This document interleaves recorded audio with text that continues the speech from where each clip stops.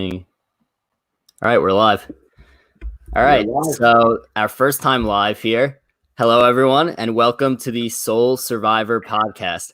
I'm your host, Dylan Burd, along with my co-hosts, Jordan Heffler, Ryan Winthrop, and Annie Stohler, who's here for her first podcast with us. Yeah, making my pod debut. Shout out to all the fans watching live. This is really exciting. And thanks to everyone for having me. Really hyped to be here. Of course. And what a brutal vote out for, I believe, the fifth time in a row, maybe even sixth time in a row. I would like to just start by hearing everyone's reaction. I know that a lot of people picked Yule to go far, maybe even win. And next thing you know, boom, he's the last old school players out, and there's currently no old school players left in the game. I'm sad. I'm very sad right now. Yeah, I can't go much deeper than that. I'm upset too. Yeah, look, I thought that the season was building him up to and I know Hef mentioned this in one of our earliest pods. I thought that they were building him up to be like the hero of the entire game. He's playing for Penner's wife, ALS. I thought they were building him up to be like a devastating vote out at when there's 5 or 6 left, maybe 4 left, where he doesn't win the final immunity. And next thing I know, gone before the merge. Yeah, I mean, listen, I think Yule was slated to go far as well. I mean, I think even if he didn't go far, he could be like the merge boot and go out right after the merge. I thought for sure he was going to make it there, though. So it's a pretty shocking vote. I'm sure we'll talk through Nick and Michelle's decision here, but I'm a little surprised. I agree. Yeah. And before I say anything, I want to give a shout out to my friend Jordan Silverstein for keeping up with this season and doing his research on every single player so he could really get a fundamental knowledge of everything. Shout out to you, Jordan. But I got to say, guys, the real winner of this season, in my opinion, is the editors. I mean, every single vote out, I feel like I think so-and-so is going to get voted out. And it seems like the other person who I never would have imagined gets voted out. So we lost Annie. And I mean, raise the flag. Don't raise the flag, Annie. Yeah, I think the real winner here is the editors. Who would have thought that Yule would get voted out before the merge? It's actually crazy. Mm-hmm. Yeah, it's funny because I was watching with my family and we were all saying the whole time, they've played up Wendell these last few weeks as the villain, at odds with Michelle, and now Michelle's finally gonna cut his throat and be the victor in this what looks to be a conflict. And at least the editors are trying to make it seem like it's a conflict, but I know we'll get into this later. I'm not really sure that it is. Yeah, no, I mean, I'm looking forward to getting into it, but they could be closer than meets the eye. I think people always say in Survivor, you could believe words if you want, but you really only know where people's loyalty lies once they vote. And even though Michelle stuck with Parvati last week, Michelle and Wendell voted together this week. So I don't know. We'll see. Yeah, and just like we do with normal podcasts here, even though we're live, we're not going to change up how we normally do things. We're going to go chronological order in the episode, and we'll just give our thoughts on each aspect as we go, mixing in some questions. We'll look at the comment section this time now that we have live, and we'll try to interact with fans as we go. But yeah, and hopefully Annie, you'll be back in here at some point. But let's start off. First it starts off with Sandra, who shockingly raises the flag at Edge of Extinction. I don't think anybody saw this coming, especially from a player of Sandra's caliber. And I think that in the end, she kind of just figured, I know that I'm going to have to win some kind of challenge in order to get back. And there's absolutely no way that I'm winning a challenge, let alone against all these great players and athletes out here. And it was kind of I want to say historic scene where it was kind of like it was Sandra's last send off. She said anything. She's retired from Survivor. She's learned a lot. She's taken a lot away from it, and now it's over. Yeah, I mean, I think I'll just say that she went out on her own accord. I can't give any disrespect to Sandra. Again, I'm somebody who thinks you can't win twice without it being a fluke. Once can be a fluke, twice can't be a fluke. She's a great player.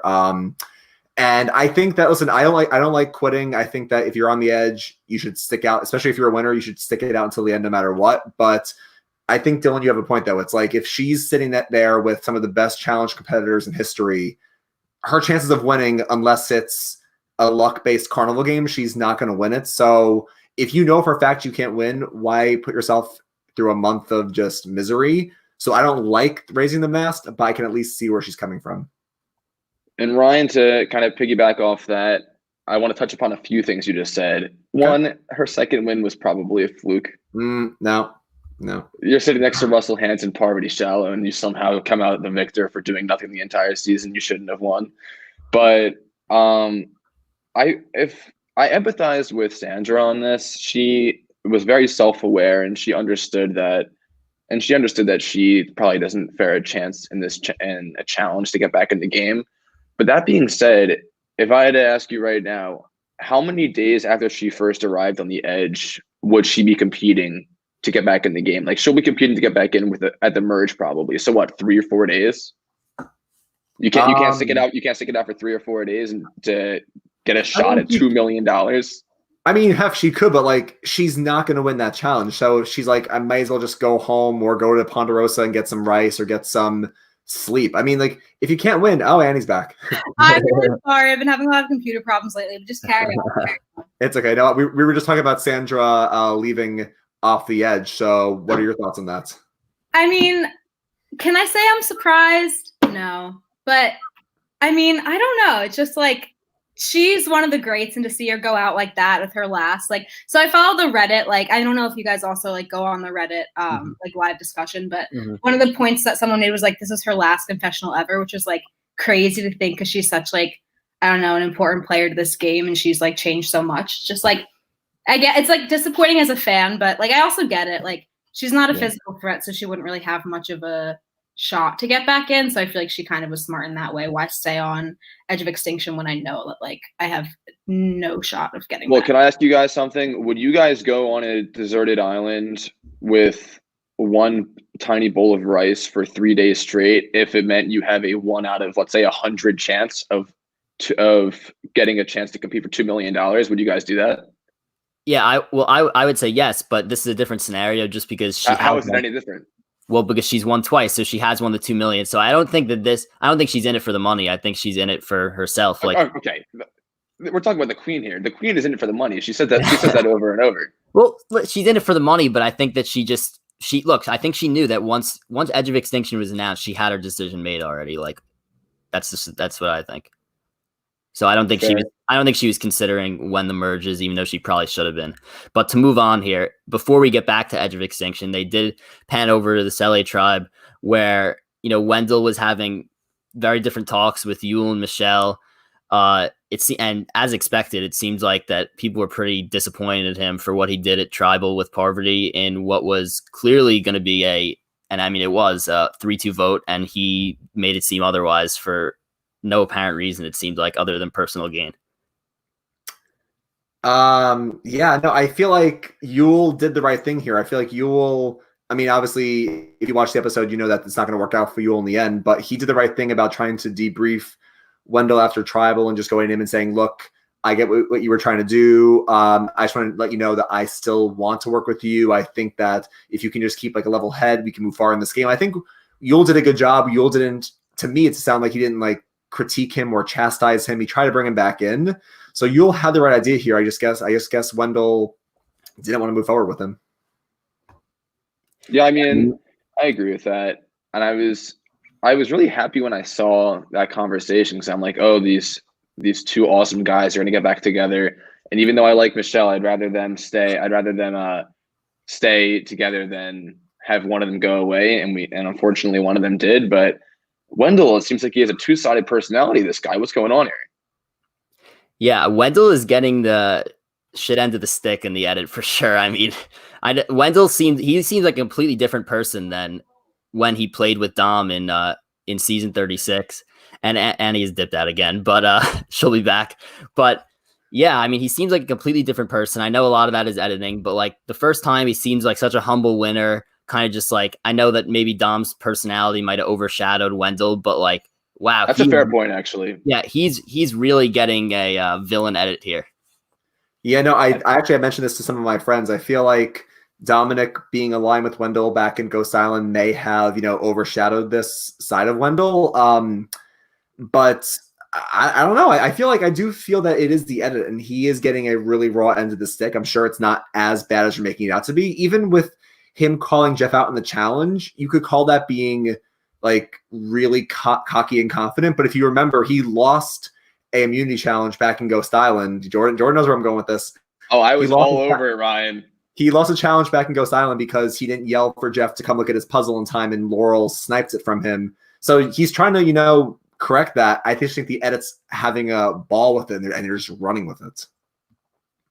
Yeah, and Ryan, I love that point. Sorry, I don't want to cut you off, but I love that point. And I was telling my friend, shout out Jordan Silverstein, that he wasn't calling Jeff over to be cocky and to be flashy or to trash talk, but he wanted Jeff to come over so that if it was a photo finish as it was, he might have been able to get lucky and have Jeff give them the win instead of the other tribe. So, I mean, I love Wendell. I love that personality. Obviously he's a little cocky, but I think that's just a sign of an awesome player. And I kind of hate that he's getting this villain card assigned to him.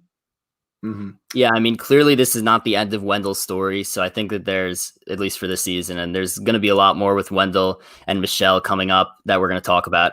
But what I do want to talk about is they kind of snuck it in there, and it came back later when Sele was the tribe that ended up going to tribal council. But Michelle, after receiving Parvati's 3 fire tokens after last tribal council, decided that she was going to give 1 to Wendell. Now, if we're following what the edit has been, which makes it seem like they've been fighting, like you're saying, what in the world are they doing? Is she doing? But I think this just shows what a lot of people who have looked at this in depth have thought. There's something going on between Wendell and Michelle, whether it's some kind of secret alliance or they're purposely trying to make it seem like they're at odds to help them in the game. They're clearly aligned, I think, in my opinion. Yeah, I think that I wouldn't be surprised if we get to the finale and Wendell and Michelle are both there and we get a quick flashback to day 13 and it says, we're going to pretend like we're fighting the whole time and we're actually working together. No one will see it coming because we broke up on bad terms. I think it does make sense. I feel like you don't give up 1 fire token, which is so important. Even Yule and other people were saying, we don't know what this currency will turn into. You don't just willingly give that away because you want to make a bomb with somebody, especially if that's your ex. So I do think that they are closer. I still think it's a risky play. I know Michelle has 4 tokens to play with, so even giving 1 to Wendell leaves her with 3 left. I still think it's a really risky play, though, if he stabs you in the back. Annie, if you're listening, come back in here. And in my opinion on this one, I feel like it was just really naive on Michelle's part. Like, I feel like she's trying to – what's Jake saying? Wendell's going to flip on Michelle very soon after the merge. Yeah, I agree with that. Wendell is clearly using Michelle as a pawn at this point, and I think Michelle is – kind of overlooking Wendell's thinking about how he wants to flip, and he's not really loyal to any particular people in the game right now. So I think that Michelle's being really naive and giving up a super valuable fire token, where I think it's only going to get more valuable the more that people are voted out. I mean, I feel like, just really quickly, Dylan, I feel like that it is a risky play, but Michelle is a very good social player. I know she's not regarded as a big move maker in the game, but she's a really amazing social player. So she has to imagine Wendell and I could get along. He is a player that is enticed by incentives. He's incentivized to get a token. Hey, Annie. Yeah, if Wendell gets 1 of Michelle's tokens, he might be incentivized to come back to her and say, at least she gave me a token, Parvati didn't, so I can try to work something out with Michelle. So I feel like, to Jake's point, Wendell could flip on Michelle, but I actually feel like they might go a bit far together. Yeah, I think that the duo is eventually going to be at odds, and we don't know when it's going to be. Is it going to be right when they merge? Is it going to be in the final 6 where Michelle realizes that Wendell's going to try to vote her out, or the other way around? Look, I know, Ryan, I know you just referenced, we could see them sitting at the final 3 together and they start showing flashbacks of these episodes. I also think it's possible that they could flip on each other very soon. So we'll see how far this pre-existing relationship really does take them. But then right after all this happened, we go right back to Edge of Extinction, where we have a classic Boston Rob moment. And it's really nice just to, even on Edge of Extinction, just to see one of those classic Rob moments again. Yeah. Annie, what are your thoughts? Oh, go Annie. Yeah, I thought, sorry again, man, old computer. I do apologize. I think it was cool seeing them, all go for the tokens. I think it was legendary of Rob for him to go out there and be like, I got all 3, just being classic Rob. Although I think it was funny that he just didn't help Amber with like anything. He was just like completely like going for it on his own, which is just like kind of funny because he's like, bro, like help your wife, but also like I totally get it.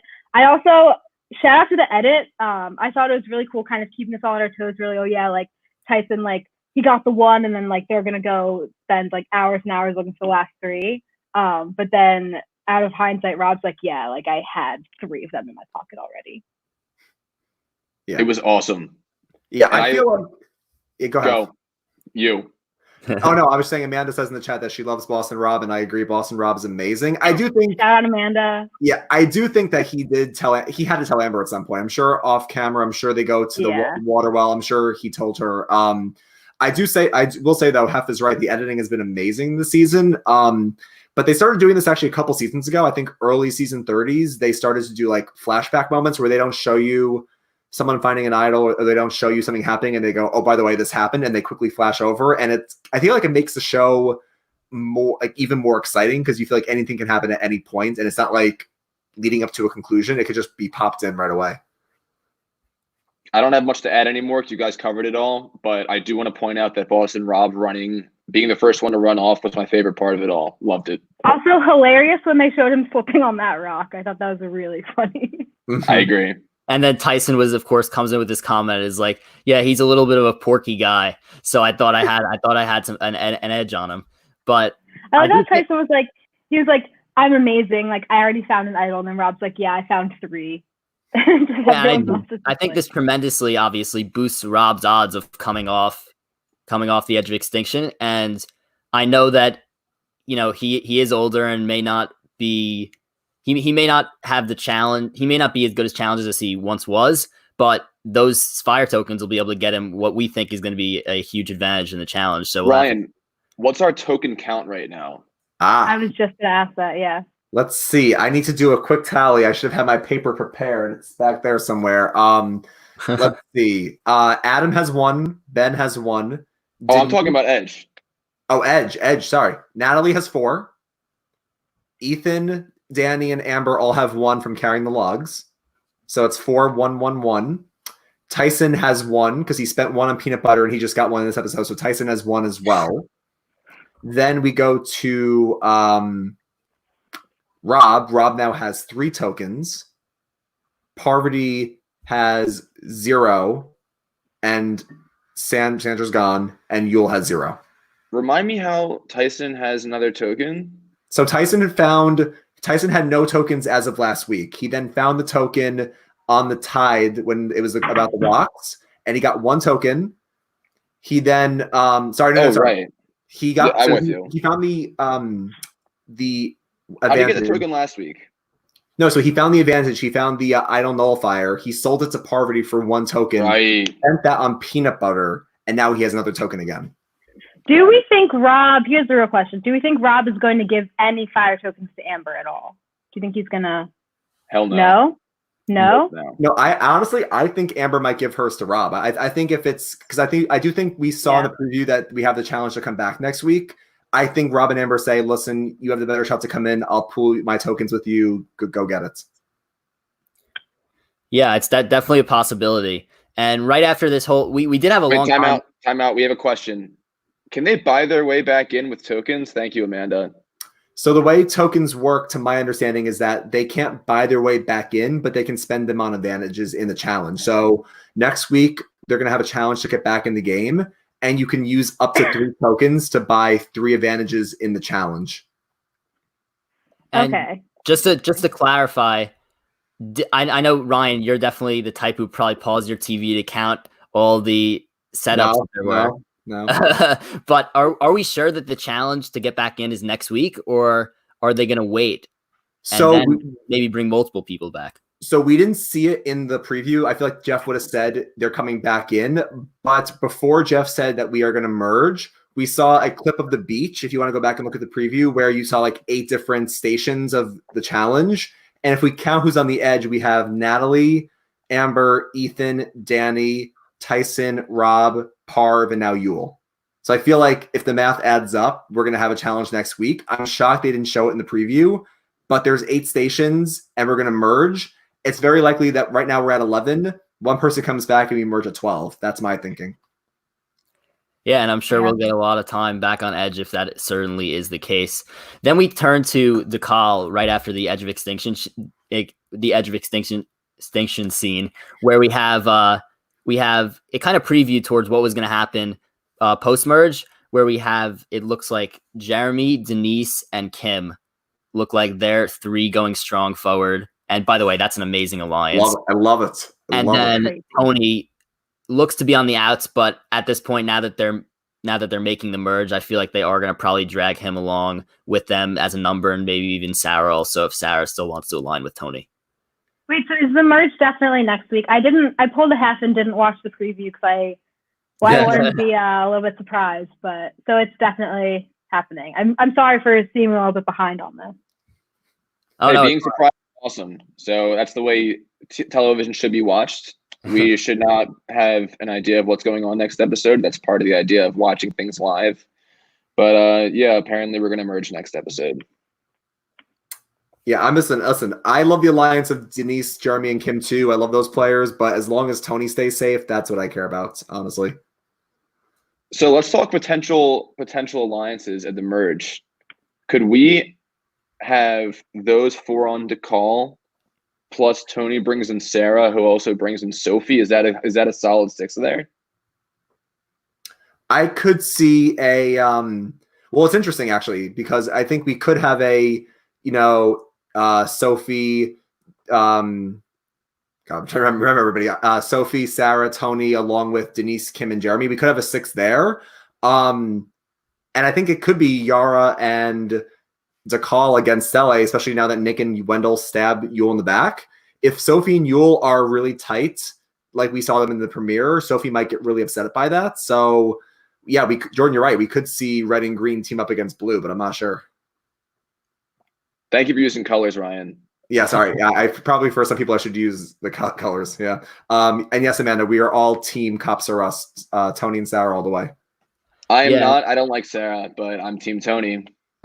And speaking of the Green Tribe, Yara, there was that crazy scene at the very in the middle of the episode where Adam was just bugging out who could have the idol, and he was like so convinced that everyone was fake looking, like pulling a Tyson in season 27 and just fake looking.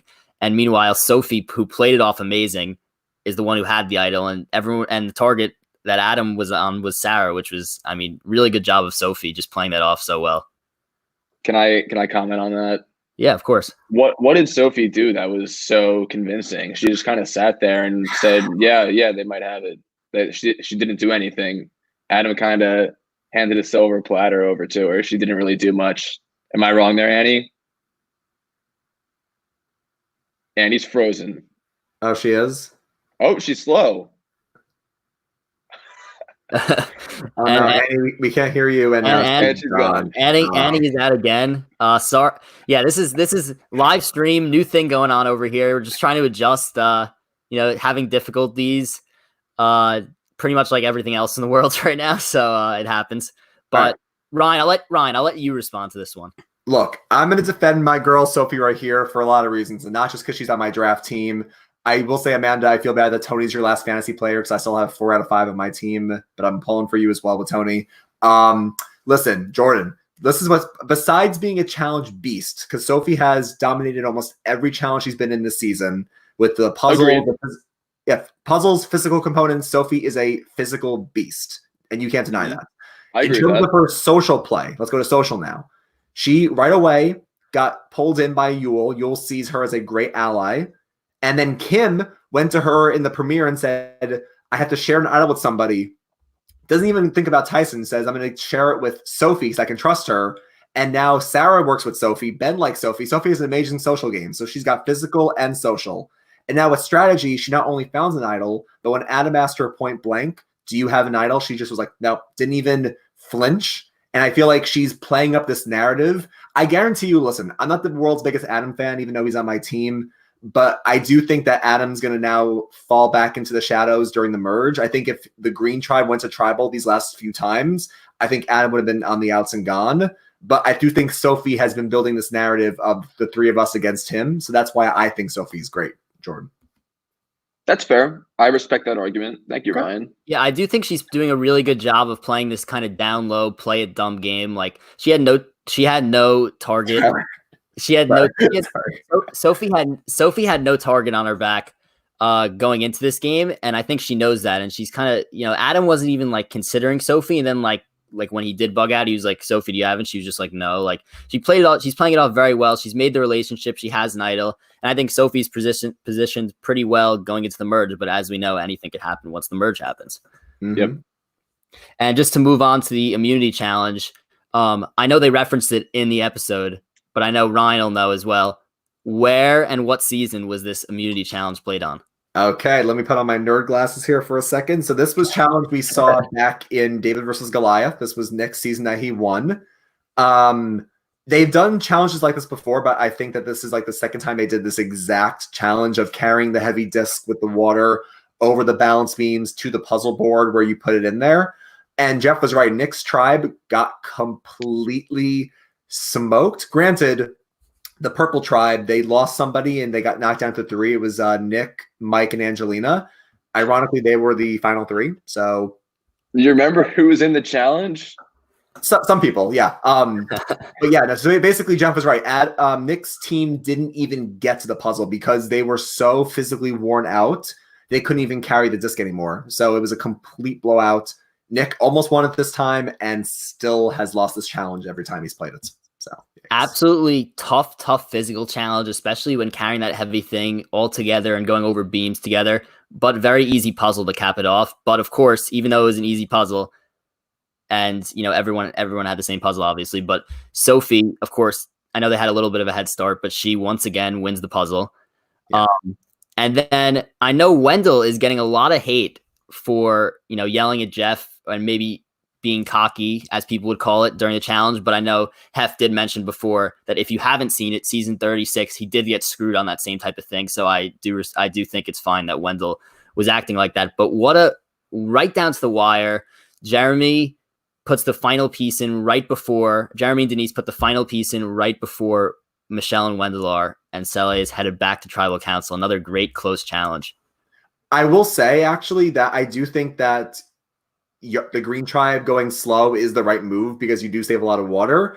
I do feel like it's really risky though, because imagine if you get to the end of the balance beam and you spill it all. Now not only did you waste all that time, but they're going to complete their second trip. So I feel like it's the right move in that type of challenge to go really slow to conserve water, but you have to be extremely careful because if you go that slow and then you drop it, you're out of the challenge. But I do think it was the right move though. I agree with you, Ryan. If they had one more mess up, they probably wouldn't have gotten it. They like came down to nearly the last drop to release the puzzle pieces. It was really close. But it worked though. It was a risky strategy, but it paid off. Yeah. 100%. Mm-hmm. And a lot of credit to them because I think that this includes me. I don't know about you guys, and we may have referenced it on a few of the prior podcasts, but I pretty much think that I thought at least that once Rob was voted out and once they lost that first challenge, I thought that they were just going to tumble. It was just going to be like they lose again, because they did seem like the physically weaker tribe, but they've really put it together. Led by Sophie, who's been phenomenal in the puzzles, and gotta give credit to them that those 4 did get through the merge. Yeah. Quick thing. Jake in the chat says, do we think that the edit made it look closer? I feel like the edit can always play around with whether things are close or not. I've heard interviews with players that say both sides. There was a challenge that looked really close, but they weren't even in the same zip code. Then there were other challenges where it looked, really far apart, but it was down to the wire. I think, Jake, it comes down to, the editing. I think the key that you need to look for is that if you can see both of them doing the puzzle at the same time, if it's happening in real time, it's close. But if they're cutting back and forth, it could be played up. That's what I think. Hey, come back in here, A. Oh, Annie knows everything. I can't wait to hear this. Yeah, but a great challenge, and Sele is headed back to Tribal Council. Look, once this happens, I know that maybe based on last week, and we have Annie in again here. Based on last week, some people may have thought that it was just going to be an easy 3-1 vote with Michelle going home. But I also thought to myself, Michelle is such a great social player. She's shown throughout her time on season 32 and now that she's been very, very reliable, a reliable alliance member. So I was thinking those 3 guys, they're probably all thinking to themselves, I want Michelle on my side going forward in this game. So I pretty much had a feeling that she was going to be safe.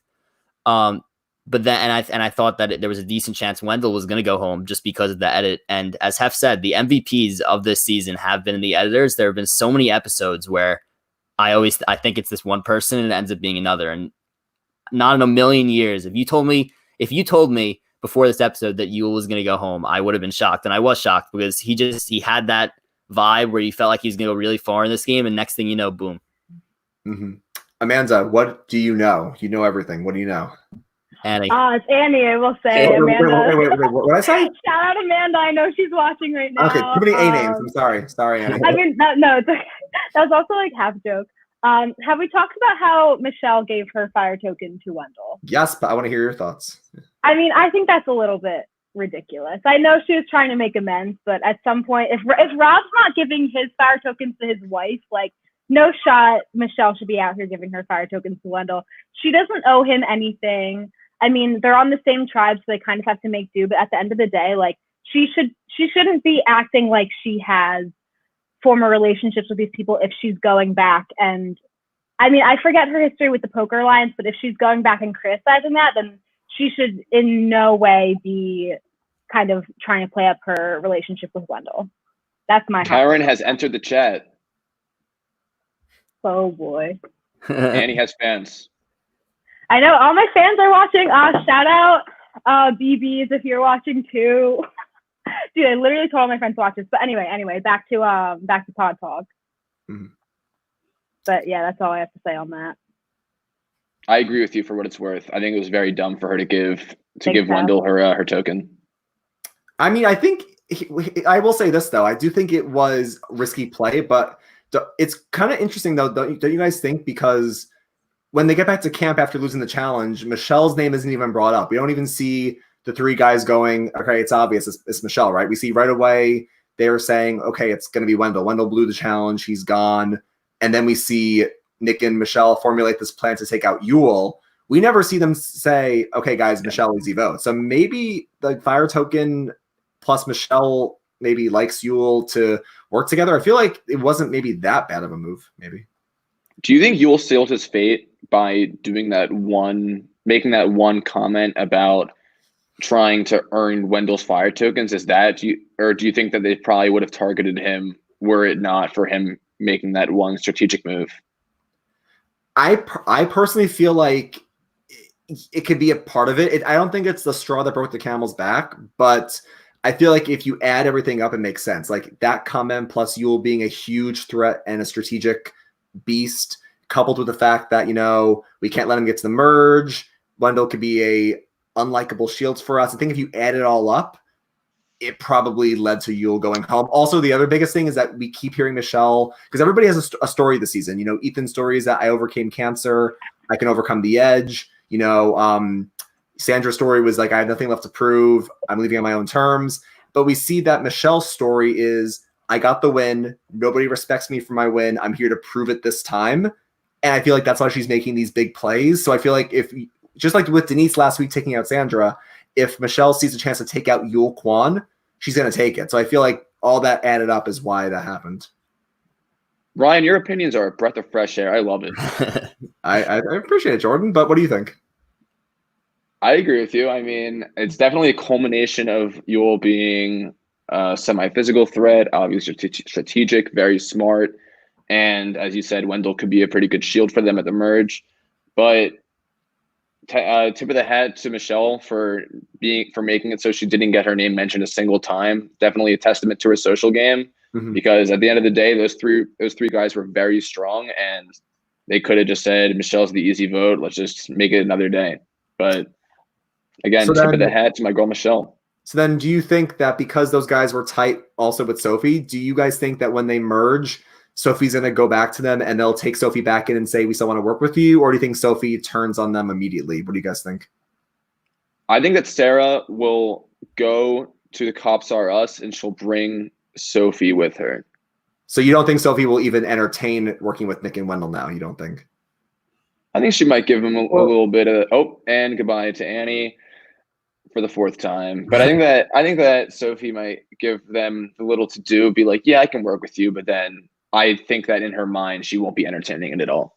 So I think a major reason why Sophie and Sarah are going to be so glued together going forward is because Sarah has the information that Sophie has the idol. So I think that Sophie's going to be in a tough spot where she can't really flip on Sarah. Like, she could flip on Sarah, but if she does, Sarah needs to be the one to go. Otherwise, Sarah's going to start spreading the info about Sophie. So I do think that, like you guys said, I think that Sarah does bring Sophie to DeCall, and the cops are us. And I do think that that's the way the merge alliances end up going. But just to go back to when we were talking about the Yule vote out and Michelle's game. So first of all, I think Michelle's playing a phenomenal game. I think she has to be a favorite remaining. She's probably in one of the best positions of the game. She's positioned herself really well socially. She has some great relationships. Just overall playing a really good game. I think that, from the standpoint of Michelle and Wendell, if you're Michelle and you don't want to vote out Wendell, because let's just say there is an alliance there that's a little bit closer than the edit is letting on. I mean, you have the choice between taking out Nick and Yule, and you just got to just listen to Yule talk. And I'm sure that, like you said, Hef, do you think that's sealed his fate? Probably not. But every single time he talks, like you said, game theory. Like, he's so smart. He's such a threat. He's playing for a cause. He's loved by everyone. I think that that's just that move you have to make before he goes to the merge and possibly forms a bunch of other relationships. Mm-hmm. Mm-hmm. Yeah, no, I do think that it makes a lot of sense. I thought Yule was going to get there. I thought Yule and Ethan both were players where they are big threats for their either their story or their smarts, but they would still get there. And I guess just seeing them go out early is pretty shocking. Yeah, and now in the last 4 vote outs, so as I don't know if everyone knows in here, but we have been doing a Survivor March Madness bracket. So we picked the 64 in what our opinion was the best Survivor players ever, put them in a March Madness style bracket on Twitter, and we've been doing voting. We just got past the first round, and the round of 32, the second round will begin tomorrow. But the 4 1 seeds in the bracket were Rob, Parvati, Sandra, and Yule. All 4 of them have gone out the last 4 votes. Unbelievable. Plus, you couple that with Tyson going out the vote before those 4, and wow, we've had some devastating vote outs after having, I know all the players are great, but let's be honest, the vote out of Natalie and Amber and Danny is not on the same level as those players that have just been voted out. So Bird, I have 3 words for you. This is March. This is March. Is March. I mean, does that mean that we seeded them properly? Like, these were such big threats that they had to go out, or did we not seed it properly? No, I think we did seed them properly. It's just and I know we were discussing this while the show was going on, and right after, Ryan, you mentioned, do you think that and I want to kind of open this up to a conversation right now. Do we think that all the old school players getting voted out? So I believe that Sophie is the earliest remaining person left, which is pretty crazy, right? Yeah, that's correct.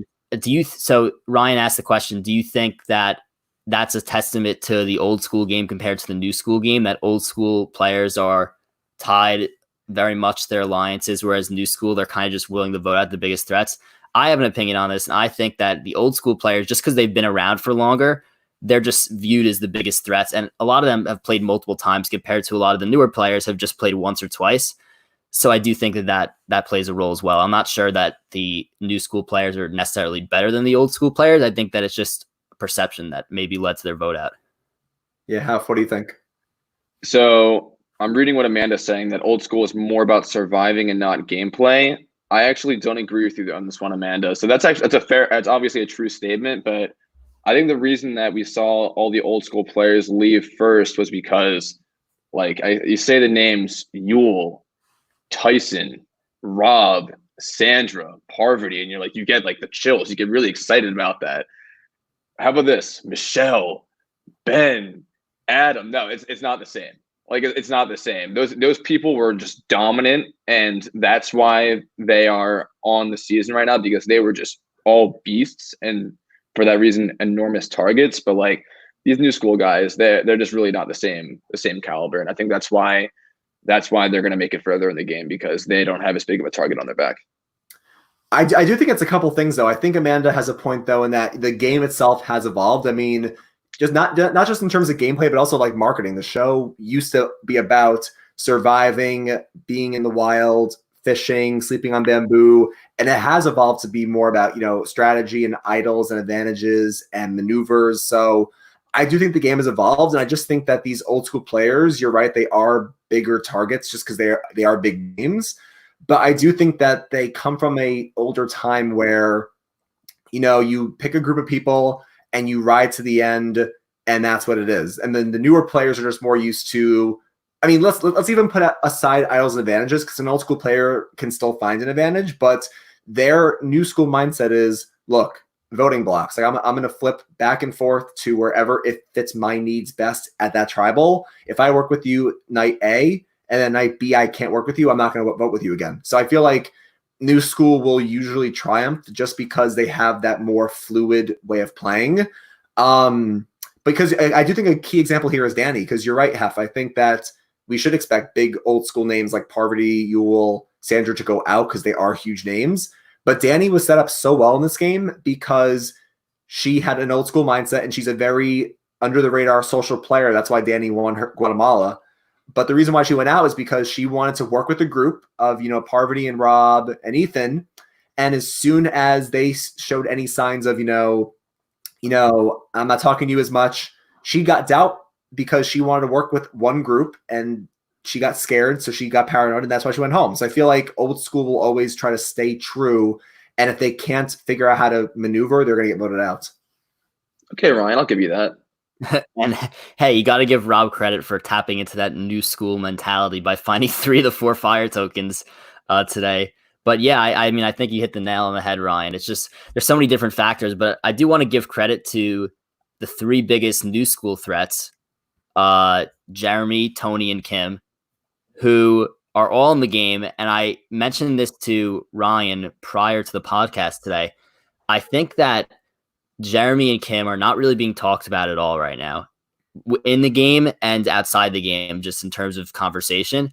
They're doing a phenomenal job of just kind of underplaying their target, especially Kim, because you remember the first episode where it looked like Kim had a very, very decent shot of going home, and Jeremy, honestly, because he was paired with Natalie. Those 2 players were, they were in trouble in episode 1, and they've really done a good job of just riding the ship, making sure that, making sure that their target is not, not huge. And that's something that I think a lot of players did struggle with this season so far, and they're doing a really good job of that. So we'll see what happens. They could be, one of the first boots once the merge comes. We don't really know, but I do want to give them both credit for that. What do you guys think about that? Yeah, no, I do agree. I think that it's a couple of things. Tony definitely evolved his game, especially coming from Game Changers, where he went way too hard, too fast, and was voted out second. And I think you're right, where he's been doing a great job because he knows what his downfall was. So he tried to correct it by not going for idols and focusing more on a funny social game. And that's why he's doing well. And I think you're right. I think Jeremy and Kim are playing an amazing game right now because they're very under the radar, and they are big names. Nobody is talking about them. Tyler, I hope you're wrong. I hope Kim is at the end. I hope you're wrong. Kim hopefully is not next. But I just think that not only are they great players that have been under the radar, and they're so good that no one's talking about them, I think they're also helped by their early downfall. So Jeremy loses Natalie in the first vote, and then Kim loses Amber in the second vote. And I feel like if you lose a major piece to your puzzle, you're seen as less of a threat. So I feel like they can fall back and then play from there. Again, Jeremy and Kim are regarded as 2 amazing, top 15, top whatever players. They're amazing. So the fact that they're not even being, thrown around right now is a testament to their game. Ryan, I like that take because, I mean, that's kind of a survivor archetype, right? When you kind of get screwed over in the first couple of votes, and you kind of lose that target on your back in some respects, because people consider you as willing to do whatever it takes to make it further. And we saw, I think Tommy this past season was screwed out of the first vote, and then he ended up winning. Same thing happened with Natalie her season. She was her sister was voted out in the first vote, and that was what propelled her to make it to the merge and then eventually win the game. So I kind of like what you were thinking there, and I think that's part of the reason that nobody's really talking about Jeremy right now, and he's been able to kind of skate by. Mm-hmm. And you could say this about several people. Tyson's wife was voted out early in his season also that he won. Yeah. So I do think that really helps them. And let's not, and I know I keep bringing this up every time. I know people want to see the big players make flashing moves and big moves, but that's not always the right move. And I do want to point out that the way that Jeremy was able to get all the way to the end of season 31 and end up winning is that he kept the huge big name targets, Joe, Wentworth, all those people he kept around as long as he possibly could. He literally kept Wentworth around until I know that she did her job in getting there as well. But he was pretty much, she was there until the final four, until she literally couldn't be there anymore. That's something that has to be in Jeremy's mind in a season like this. Yeah, and I think that somebody who's going to do well at the merge as well is Denise, because not only did Denise make a big move, but I feel like no one's going to be really looking at Denise now. Kim even said that she wants to work with her. Jeremy got saved by Denise. And Denise said, Dylan, to your point, sometimes you don't need to make big moves. And Denise thrives on her social game. She's a therapist. She does well by connecting with people and making small, subtle moves, and she'll be kept along. So, yeah, I think, honestly, everyone on the call is doing well. Jeremy, Kim, Denise, Tony, if they can make it, that's my final four. I'm very happy with that final four, honestly. You want to talk final fours right now before we wrap up? I have a question for you guys, so sure, we can talk about final four. What's your question? No, you go first. So my final four is going to be Tyson, Tony, who I predicted at the very beginning, Michelle, Jeremy, and Nick. Yeah. I mean, look, to be fair, I don't think that will be the final four. Like the call, like Red, I don't think that will be the final four, but I'm saying if that is my final four, I'm very happy. Okay. Yeah. But no, my question to you guys was really quickly, since I think we're going to have the return challenge next week with those 8 different stations, who do you guys think is going to come back? And if you can't pick one, maybe pick like the top 3, who's going to come back in. And then if you can think about it, who would be the merge boots? So I guess I'll go first. I feel like the 3 likeliest people to come back from the Edge is Natalie, because she has 4 tokens and she's a beast already. She can buy a lot of advantages. Tyson, because he's already a big threat in challenges and he bought the peanut butter. And then this might seem like a weird pick, but I don't know. For the last one, I could see maybe Ethan. I feel like we're seeing a lot I knew you were going to say that. I feel like Ethan will see a lot of his, because look, his story is either going to be he survived a lot and he came back after all of his struggle and he survived, or his story is I'm going to survive on the Edge. But I would think Natalie, Tyson, or Ethan will come back. That's my guess. I think that Natalie will not come back. I think that she's kind of being edited to be a front runner that will eventually be a disappointment. I think my lock is Tony, followed by Rob. You mean Tyson? Oh my God, I did it again. Tyson, followed by Rob. Dylan, what do you think? So, all right. So I know I'm naming half, but I think my top 4 right now have to be Natalie and Rob. Natalie and Rob definitely because of the fire tokens, and they're probably going to get an advantage. Tyson because he's just a beast in challenges, and like you have that stat, Ryan, he has the best record in challenges, or one of them ever. And I do think that, I don't know, I had this gut feeling today, and I feel like that a lot of the players who've gotten voted out have had an episode, like a few of the players on the Edge, kind of like Rob, they've had like that episode all about them, and then they get voted out, and it's kind of like their send-off. I have it in my gut feeling. I feel like we did not see the end of Yule tonight, and I know why. I know that like, yeah, he's on Edge, he got voted out, and I know we'll see him next week in the challenge, but I have a gut feeling that he may come back. And he's definitely, physically and mentally good enough to get back in. If I had to pick one right now, I'm gonna stick to what I said before and say Tyson gets back. I agree. If I had to rank it, I would say Tyson 1, Natalie 2, Rob, and Yule tied for 3. I can agree with that. I mean, I would love Parvati to come back, so I'm a huge Parvati fan, and she has won a lot of challenges in Heroes versus Villains. I just don't see it happening. Yeah, I agree with that. Like you said, it's probably going to be some like Parvati's done well in a lot of the endurance type challenges. And we know that likely, I mean, we're not for sure, but at least on the preview of next week, they're going to have some kind of puzzle plus physical part. Like it's not going to be just hanging on a pole or standing in place for however long you could. So But I do want to, I know that this is our first live stream. I do want to open it up to questions. If we have any questions in the chat right now that we could answer, I'll open it up to the chat.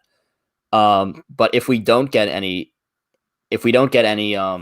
questions in the chat, I'll open it up to you guys and say any other predictions you might have going forward. Well, I know Ryan said maybe predict the first boot at the merge. Well, I mean, look, I can't even predict that. The merge boot is so hard to predict. Sometimes it's a huge threat. Sometimes it's a easy vote. I feel like this could go anywhere. Honestly, I don't even know where it's going to land. I'll throw a shot in the dark and I'll say the merge boot could be. I don't even know who the merge boot could be. Maybe I can't even give a name. Maybe Denise. I don't know. So here's my prediction on that one. I think that Ben and Adam will be in a position of power that could potentially swing the vote. So I think they're definitely going to be safe. With that in mind, I think they're going to swing over to a current DeCall, which is red, which is Tony and all them. And that will put Wendell to be the first merge boot. I could see Wendell being in the merge boot as well, Jordan. That's a good pick. Yeah, I think Ryan. I'm gonna have to go with. I think that's gonna happen also. And even if it doesn't happen, even if they don't swing over, I'm pretty sure that if Sophie and Sarah move over, that they would still have the numbers. Am I correct on that? What was the question? If I said I agree, I said I definitely think Sophie and Sarah are gonna move over to the call side, and if they were to move over, that would be 6. So it would depend on what the person. It would depend on what Adam and Ben plus the person who comes back would do. So that's very important to know. But let's just say that side does have the power and Adam and Ben do switch over. Even if they don't, they are going to be in the middle, like just available for votes. So I do think that it is going to be one of Nick or Wendell next week that are in trouble. I think that it may look, you never know. The merge boot could be the biggest threat and they could see Wendell as that big threat, or it could just be the easy vote, which could be maybe Nick. You never know. Yeah, I do think that those two are in trouble. Yeah, I think it could be Nick and Wendell. I also could see if Adam and Ben get into another fight. We saw this happen in a couple seasons where two people get into a fight at the merge, like Chris and Dominic back in Ghost Island, and then basically the tribe picks between what side's going to win of those two fights. So if it's not Nick or Wendell, I could see Adam and Ben getting into a fight, and then the tribe decides Adam or Ben. That's what I think. Yeah, and Tyler in the comments just brings up that Denise and Adam were very tight at the beginning of the season, which is true. So that could sway them possibly over to the call as well. Yep, good point. Although the question is, with how loose Adam can be sometimes, does now that Denise has Jeremy and Kim, does Denise want to work with Adam still, or is she like, I don't need him anymore? Yeah, I mean, that's a decision that she has to make. I mean, I'm sure that Denise is not going to want to play a million sides like Adam was at the very beginning, because then she's all of a sudden going to become a huge threat. Mm-hmm. So I think that Denise, and look, will this happen? I don't know. I think that if Denise decides she doesn't want to work with Adam, she's going to want Adam out of the game right away, because otherwise Adam's probably going to go for her right away. So I think that is something to monitor as well. Yeah. And now Tyler's saying, forget what I said about Kim. She's chilling. I do think that we're going to see the rise of Kim, because she had, like we said, she was on the bottom at the start, and now she's starting to rise back up to the top. And she even had a confessional this episode where she's like, listen, now I'm starting to get to a point where I have options. I won my season by being in control. I like options. I think we could see Kim make a big run at this now. I'm hoping. We have a question in the chat. What season should Amanda be watching during the quarantine? It's a great question, Amanda. What do you guys think? When people ask me what seasons, and shout out Jordan Silverstein, our friend from school, me and Hef's friend, has been asking us. I said 31. So Amanda is a seasoned fan, so I don't know how much she's watched, but she's seen like the GOAT season. She's seen like 31, 28, and 20. Yeah, I always tell people 31, 28, and 20, but I know another season that I mean, I'm sure if you're a Survivor fan, you've probably seen it, but 16 is phenomenal as well. If you want, that sucks because that's not an HD because it was so long ago, but that's another great season. Yeah, I think, Amanda, it's going to come down to, what seasons have you watched already? And are you looking for an all new player season? Are you looking for returning players? But the boys are right, though. I mean, 28, Kagyan's great. Heroes versus Villains, 20 is great. 16 is great. I also would say 15, China's good. Philippines is a good season too. Pearl Islands. David versus Goliath was a great recent season. I would even say the Tocantins is a good player as well. Tocantins is a great season. Tyler's right. 27 is good as well. I mean, if you want, we can try to post a list either on Twitter or we can try to get a list out there to people that we recommend during this quarantine. I could have sworn if everyone checks CBS on Twitter or CBS All Access, I could have sworn they're doing a free month now instead of a free week. Yeah. So maybe that's a good deal for you to catch up seasons. Ryan, what was Cochran's season? What number? His first or his second? The one where he won. 26. Okay. Oh, Tyler likes that season. Yeah, I like that season a lot. For me, it's like and listen, I would love after the season because I don't know if you guys know this, but they suspended filming for 41 and 42 because of the quarantine. So we're having Winners at War right now. I'm not sure when we'll have the fall season, if it's going to happen.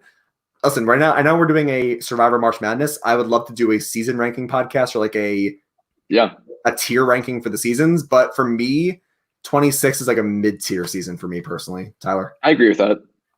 Mid-tier. That was a deep cut suggestion that I made.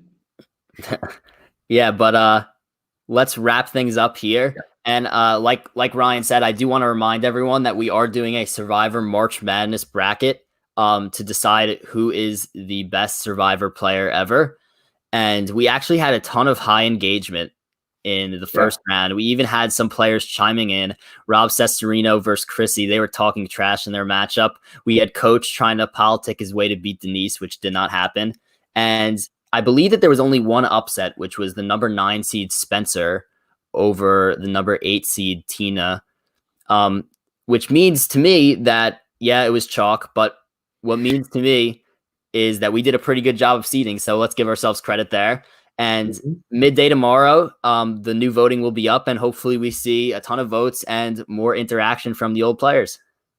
Yeah. But before we wrap up, I have a message from Annie. She says, I am sorry that I was unable to fully engage on the Soul Survivor podcast. I want to give my sincerest thanks to Dylan, Heff, and Ryan for allowing me to contribute to such an integral part of survival fandom. I can only hope that in the future, when I fix my computer problems, I can return to the pod with hotter takes than ever. So thank you to Annie. We hope to have you on again soon. Yeah, thank you to Annie. Pretty unfortunate that it didn't work out this time with all the technology problems, but we are excited to have her back on at some point. Yeah, I'm looking forward to it. And if you want to follow us on Twitter, you could follow us at Soul Survivor Pod. Looking forward to next week's episode. Looking forward to March Madness tomorrow. Grab your torches, head back to camp. Good night.